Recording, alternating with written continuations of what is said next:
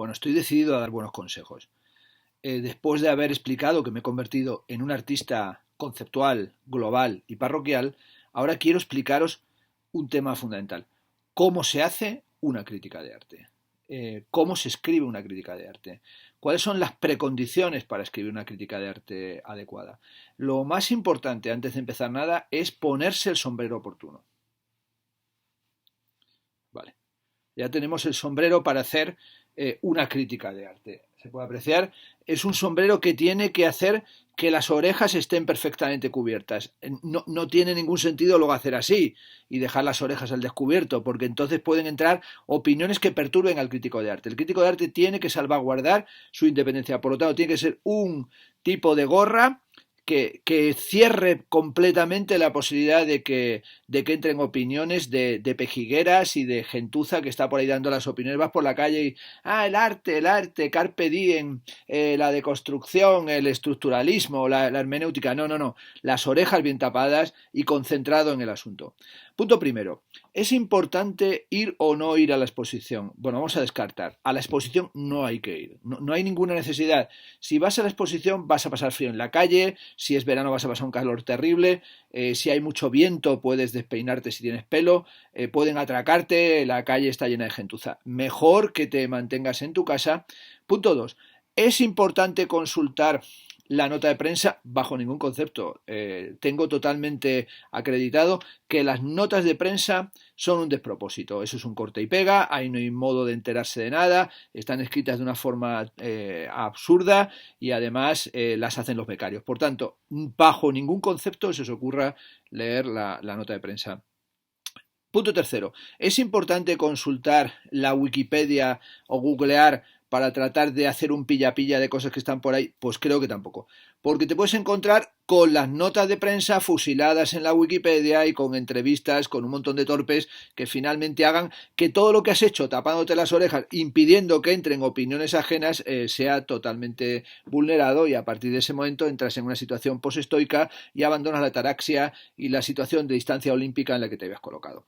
Elementos fundamentales, punto cuarto, que hay que tener cuando se va a hacer una crítica de arte. Es muy importante tener el cerdito, la hucha a la mano. No es porque te vayas a convertir en un trincador, pero siempre es bueno tenerlo a mano. Y bueno, este pone la mejor madre del mundo, por lo tanto, el cerdito siempre tiene que estar cerca. No es que vaya a ser la garantía de que la crítica sea buena, pero si no está, garantizado está que la crítica va a ser ilegible.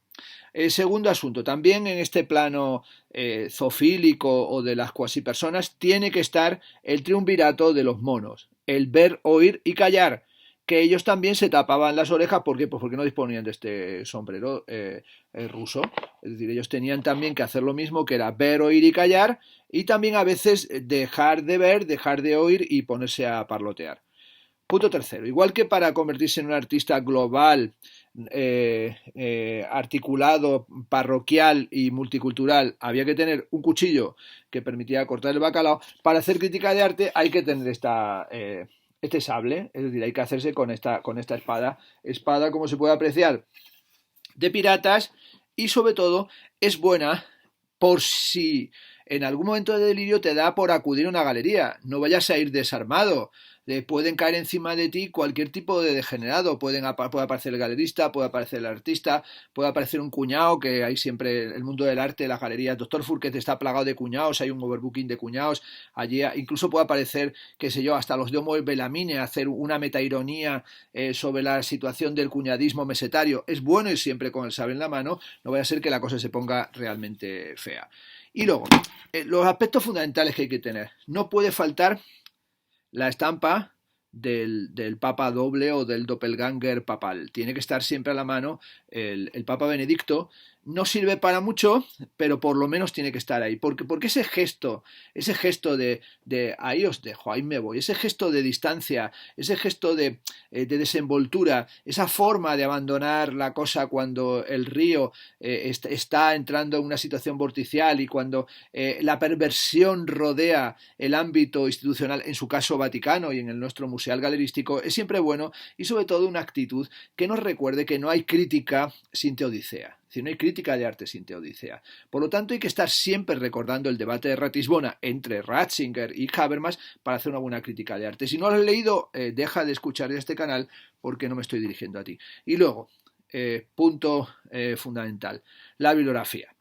Si uno va a escribir una crítica de arte, sea de la forma que sea, tenga por supuesto el cerdo y tenga también los monos del Vero y Callar y disponga de la preceptiva estampita y también tenga cerca el sable, es muy importante que no prescinda de los materiales fundamentales. Una crítica de arte es más o menos un Tetrix en el que siempre hay que ensamblar Derrida, que cae por aquí, la French Theory que cae por acá. Entonces hay que ir haciendo el trick, clic, clic, clic, clic, clic, clic. Cuando tienes ensamblados esos, también va a venir medio de canto el Tractatus, pero también hay que ensamblarlo.